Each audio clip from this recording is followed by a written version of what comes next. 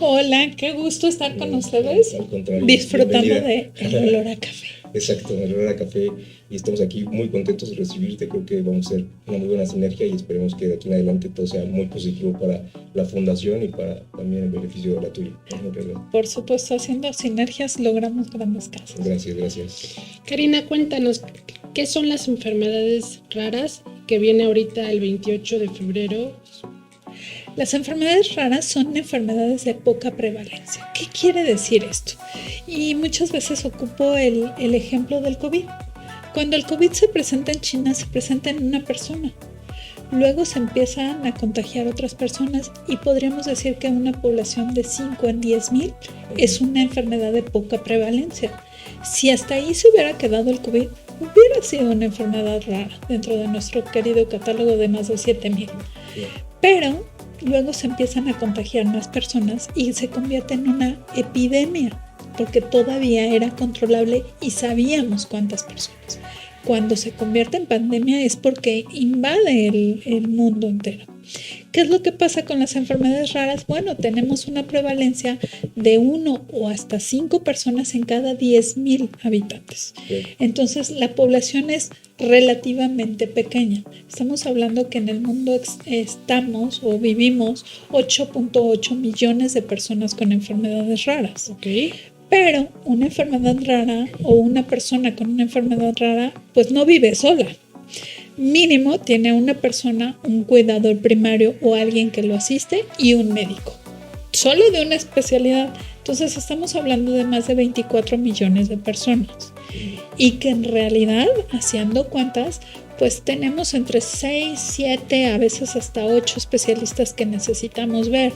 Entonces estamos hablando de más de 124 millones de personas. Ya no somos tan poquitos, pero que necesitamos visibilizarlos. Como aquí tenemos un ejemplo vivo. No, sí, digo, mi pregunta va a dar rumbo a eso. Esta enfermedad que sí es congénita, igualmente, no sé, esta prevalencia que tú dices, la mía es de 1 de cada 25,000 nacimientos en todo el mundo. No sé que esta prevalencia sigue siendo constante en todo el mundo o como... Depende la enfermedad o la condición. Okay. Hay enfermedades, por ejemplo, te puedo hablar de uno de nuestros casos, de enfermedades mitocondriales. Solamente existe en México una mamá y su hija con ese tipo de enfermedad, y una en Japón. O sea, 3 personas en todo el mundo. O sea, lo que determina esto es el volumen. Exactamente. ¿Cuántas personas tienen el diagnóstico establecido y que aparte ese diagnóstico esté clasificado y esté reconocido a nivel internacional? Okay. ¿Quién es la, digamos, autoridad competente o autoridad reconocida a nivel internacional? Es la OPTRANET. Okay. Pero para que tú tengas el reconocimiento de OPTRANET a nivel mundial, pues es porque ya tienes toda la base y todo el sustento de cuántas personas, cuáles son las características que sean similares, los estudios clínicos, la parte genética, etcétera, para decir, ok, ahora lo monto y lo reconozco, ¿no? Entonces, imagínate cuánto nos falta por hacer. Claro. ¿Y tienes unas mediciones o filtros que determinan esto, o sea, de rangos que determinan esta situación? Lo hace OPTRANET, okay. O sea, toda la información. Nosotros siempre invitamos a las familias a que consulten este portal, okay. Porque son informaciones fidedignas, claro. ¿No? Es decir, no es un número que gubernamentalmente digas, híjole, lo maquillaron, no. Todo se basa en un análisis científico, okay. Con estudios, con casos que tienen nombre y apellido para hacer esa contabilización. Okay. ¿Qué es lo que pasa? Pues todavía hay muchos que no estamos en esa lista, ¿no? Nos falta todavía mucho recorrido por hacer para que aparezcas ahí y entonces tu enfermedad rara, ya sea que tenga un nombre o esté dentro de un grupo, ahí específica. Y algo hermoso, por ejemplo, en OPTRANET, y que sé que está, por ejemplo, en tu enfermedad rara, que no nada más te dice, bueno, se llama así, estas son las condiciones, las características, sino también se comparte la historia de cómo es que se llega a identificar y además hacia dónde te puedes comunicar con instituciones o alianzas a nivel internacional. Ok. Y eso te genera el que realmente pues digas, híjole, no soy el único bicho raro en el mundo, ¿no? Exacto. Sí. Habemos más. Claro. Y no es que te digas, ay, no, o sea, si yo reconozco a alguien que vive algo similar, pues mínimo puedo decir, ok, él a lo mejor usa calcetines amarillos y se siente mejor, pues voy a intentarlo. Sí. Tú ya vas con una base, ¿no?, de partida y no vas a partir de cero, porque ya sabes cómo son los demás y ya con eso tomas una referencia. Así es. Sí, es buenísimo.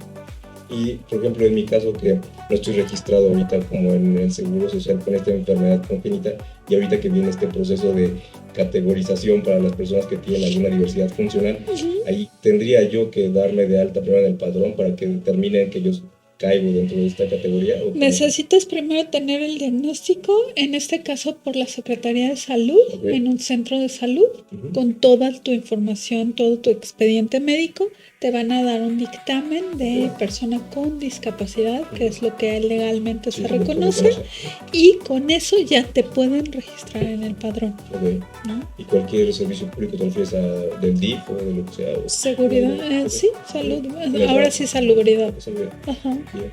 Y en el caso del IMSS te tiene que reconocer la condición, y más en el caso que hay desde nacimiento. Exacto. ¿No? Sí, que son congénitos, ¿no? Exactamente, ¿no? Y que la mayoría de las enfermedades raras son congénitas. Exacto. ¿No? Todos tenemos en nuestro ADN algún defecto, digo, y no de manera peyorativa, sino que pues el chocolate express pues también quedó con un granito ahí, ¿no? Pero no quiere decir que todos vamos a desarrollar una enfermedad rara, pero sí podemos llegarla a desarrollar en cualquier momento de la vida. Ok. ¿Y cuál es la enfermedad más rara que existe? Híjole, pues hay muchísimas. Te digo, por ejemplo, este caso de nuestra querida Noemí, pues ni siquiera tiene apellido. Ahorita si ves la enfermedad rara tiene unas siglas, ¿no? Porque son 3 personas en el mundo. Okay. 3. Detectadas, ¿no? Detectadas. No manches, o sea, sí, no. O sea, hay enfermedades completamente raras y algunas que ni siquiera tienen nombre. Completamente. Exactamente. Okay. ¿Cuál es el detalle aquí? El volver a conectar con la persona. Ok, sí tengo una condición, pero sigo siendo Lalo, ¿no? O sea, sigo siendo yo, ¿no? Persona con derechos, con obligaciones, con forma de ejercer mi vida, ¿no? Y determinar con la información que tengo hacia dónde voy.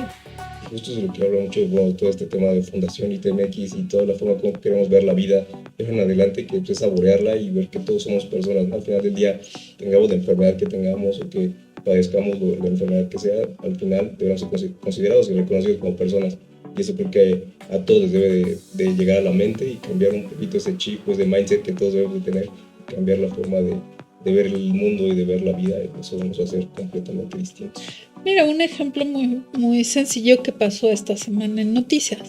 Se dice que necesitamos aumentar nuestra cantidad de insumo de proteínas, ¿no? Y entonces, bueno, dentro de estos cambios a nivel alimenticio, en el caso de la población mexicana, desde nuestros pueblos indígenas, sabemos y muchos consumimos bichitos, ¿no? Que tienen una cantidad de proteínas inmensas. Y en noticia que se da, pues algunos países dicen, bueno, ¿y por qué comen tan raro? ¿No? Claro, o sea, ¿por qué puedes comerte unos escamoles, ¿no? Híjole, se me hace agua en la boca, ¿no? Te puedes comer un rico guacamole, ajá, sí, o sea, ya, así. Hasta creo que hay. Claro, ¿no? Y entonces, para ellos es una comida rara. Para nosotros no. ¿Qué necesitamos? Hacer ese cambio.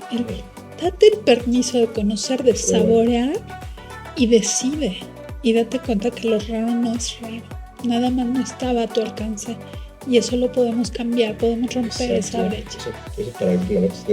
Desde el nacimiento creo que toda la gente va construyéndose con base en lo que les dicen, ¿no? En casa, de que no tienes que comportarte de esta manera, pero ¿quién dice que te debes de comportar de esta manera, ¿no? Las cosas y las reglas deben de ser de esa forma, y si a ti te funciona de otra forma, una manera distinta de ver la vida y de ver cómo son las reglas, pues nada más adáptate a ellas y ve la forma de construir un mundo diferente, y que eso nos conviene a todos, ¿no? Ver puntos de vista distintos.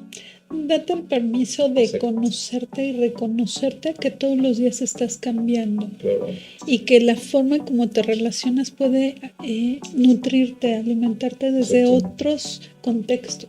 Y que no todo es cuadrado, ¿no? Porque creo que a eso estamos educados, ¿no? Que al final todo debe de ser cuadrado, limitante, y claro que no, digo, hay una diversidad allá afuera de personas, de culturas, de idiomas, de tradiciones, de comida, que eso nos hace muy grandes a todos y diversos, y por eso debemos de considerar la diversidad como algo implícito en cualquier persona, y ahora que tenemos como diversidad funcional, llevarla a otro concepto, como eliminar la discapacidad como diversidad funcional, eso nos hace también diferentes y nos va a construir.